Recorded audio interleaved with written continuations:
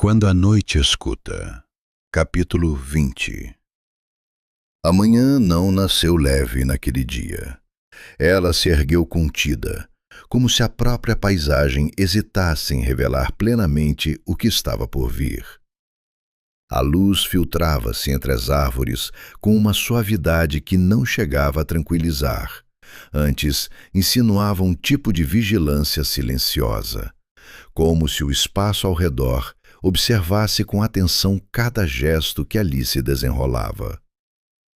A fazenda permanecia intacta em sua aparência, mas havia uma alteração imperceptível em sua atmosfera, como se algo, ainda invisível, tivesse sido acionado durante a noite e agora começasse a repercutir lentamente sob a superfície. Raquel permanecia na varanda, imóvel, com os olhos fixos no horizonte, mas não era a paisagem que ocupava seu pensamento.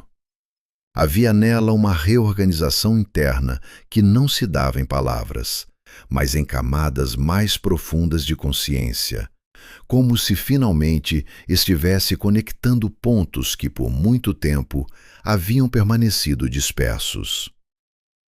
A lembrança da proposta de César não se apresentava mais como um simples convite à mudança, mas como um gesto estratégico, cuidadosamente calculado, cuja intenção não era apenas afastá-la dali, mas retirar algo que ela ainda não conseguia nomear com precisão. Permanecer naquele momento deixava de ser uma escolha emocional e assumia a forma de uma posição. Quando Marina se aproximou, trazendo consigo a delicadeza habitual, havia em seus gestos uma tensão contida que não escapou ao olhar da filha. O silêncio entre elas não era vazio. Era carregado, quase necessário, como se ambas soubessem que qualquer palavra dita naquele instante definiria mais do que uma decisão prática.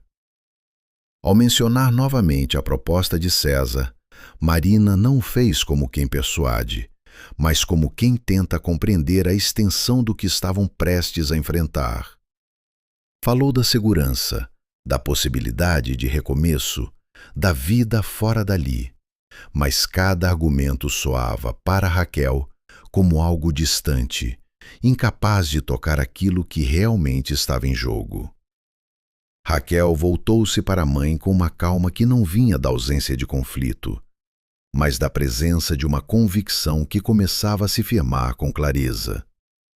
Explicou que a questão não era apenas permanecer ou partir, mas entender por que aquela saída estava sendo imposta com tanta insistência. Havia algo na proposta que não se alinhava com a lógica aparente, e essa discrepância revelava mais do que qualquer explicação oferecida. A fazenda, naquele contexto, deixava de ser apenas um espaço físico e passava a representar um ponto de interesse que ultrapassava o valor material. Marina ouviu em silêncio e, pela primeira vez, não respondeu imediatamente. Havia em seu olhar um reconhecimento gradual de que a situação exigia uma leitura diferente daquela que até então tentara sustentar. Antes que pudesse formular qualquer resposta, passos firmes ecoaram pelo corredor, e a presença de César se impôs no ambiente com a naturalidade de quem não apenas entra, mas ocupa. Ele não demonstrava irritação, mas também não escondia a intenção de conduzir a conversa. Aproximou-se com uma cordialidade controlada e retomou a proposta, desta vez com uma clareza maior, detalhando valores, possibilidades e vantagens, como se a objetividade pudesse neutralizar qualquer resistência emocional. No entanto, ao fazer isso, revelou mais do que pretendia. Ao mencionar prazos, condições e a necessidade de uma decisão rápida, deixou escapar uma urgência que não condizia com o tom calculado que tentava manter. Raquel percebeu. E foi nesse instante que a dúvida se transformou em certeza. Ela sustentou o olhar de César e afirmou, sem elevação de voz, que não venderia a fazenda. Não havia desafio em sua postura, mas firmeza. Uma firmeza que não buscava confronto, apenas delimitação. César respondeu com uma paciência que beirava a rigidez, argumentando sobre responsabilidades, dívidas e questões legais que poderiam complicar a permanência. Mas suas palavras, embora estruturadas, carregavam lacunas.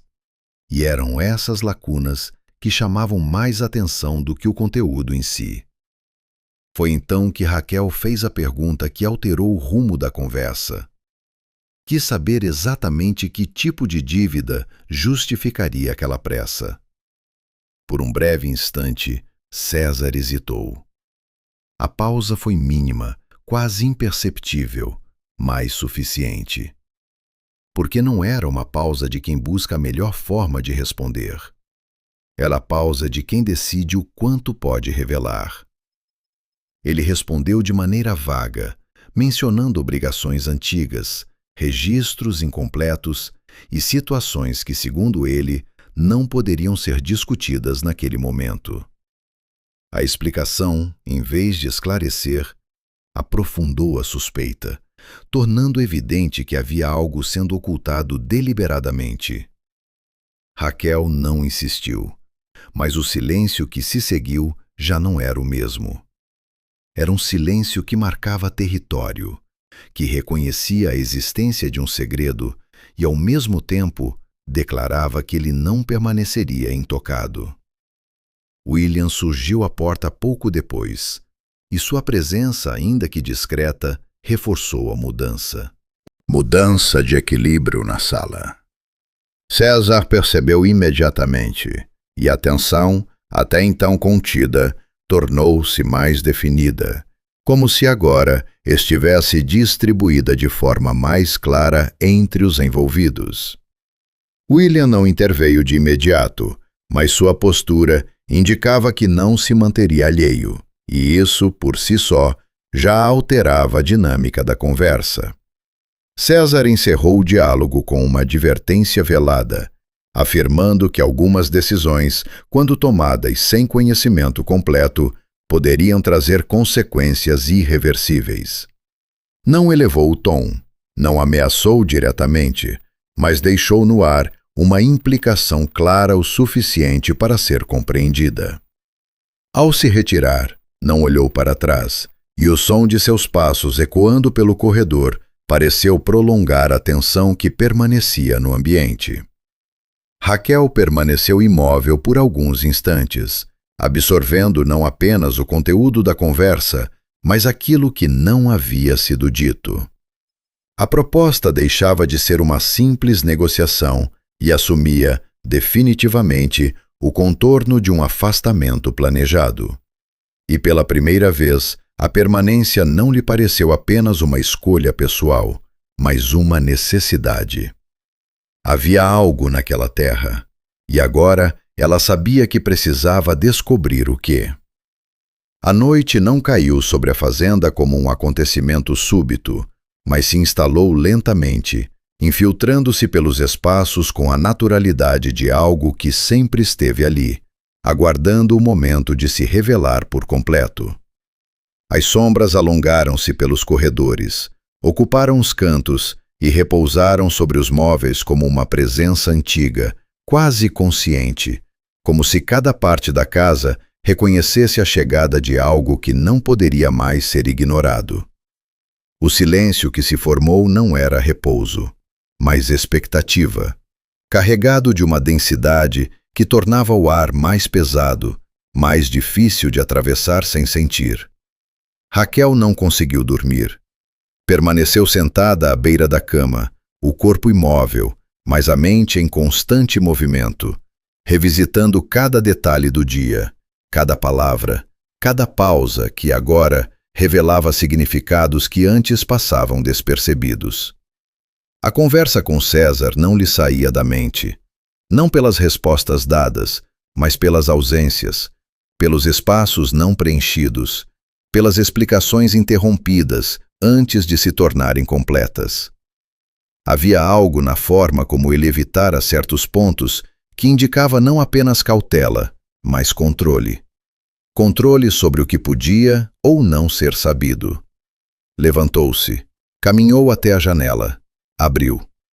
O ar frio tocou-lhe o rosto, trazendo consigo o cheiro úmido da terra e um silêncio que parecia mais profundo do que o habitual. Por alguns instantes, permaneceu ali, observando o jardim, tentando organizar a inquietação que crescia dentro de si. Foi então que percebeu. Não foi um som, não foi um movimento evidente, foi uma alteração, algo fora de lugar. Seu olhar fixou-se em um ponto específico do jardim, próximo às árvores mais densas, onde a escuridão parecia mais concentrada. E ao observar com mais atenção, viu uma luz breve, não contínua, não natural, intermitente, como um reflexo controlado. Raquel não se moveu imediatamente. Seu corpo reagiu com uma rigidez instintiva, enquanto sua mente tentava compreender o que estava vendo. A luz surgiu novamente, desta vez com mais clareza, deslocando-se de maneira sutil, como se estivesse sendo manipulada por alguém que buscava observar sem ser percebido. Alguém estava ali, observando. A certeza não veio acompanhada de pânico, mas de uma lucidez fria, que a manteve imóvel por tempo suficiente para confirmar o que seus sentidos já haviam captado. Não se tratava de imaginação, nem de um efeito da noite. Havia presença, e essa presença era intencional. Ela recuou lentamente, fechando a janela sem produzir ruído, como se qualquer som pudesse denunciar sua percepção. O coração acelerou, mas não perdeu o controle. Havia, naquele momento, uma clareza que superava o medo. A sensação de estar sendo observada, que antes surgira como uma intuição difusa, agora se materializava de forma concreta. E isso mudava tudo. Raquel atravessou o quarto com passos silenciosos e abriu a porta, avançando pelo corredor até alcançar o quarto de William. Bateu uma única vez, com firmeza contida. Quando ele abriu, ainda desperto, bastou um olhar para que compreendesse que algo havia mudado. Ela não elevou a voz. Apenas disse que havia alguém no jardim. William não questionou de imediato. Aproximou-se da janela do corredor e observou com cautela, tentando localizar o ponto indicado. Por alguns segundos não viu nada, e o silêncio poderia facilmente ter dissolvido a tensão, não fosse pelo fato de que, ao ajustar o olhar, percebeu o mesmo brilho breve, deslocando-se entre as sombras. Ele também viu, e naquele instante, qualquer dúvida deixou de existir. Ambos permaneceram imóveis, compartilhando a percepção de que não estavam apenas diante de um mistério, mas de uma vigilância ativa. Não era algo que pertencesse ao passado da casa,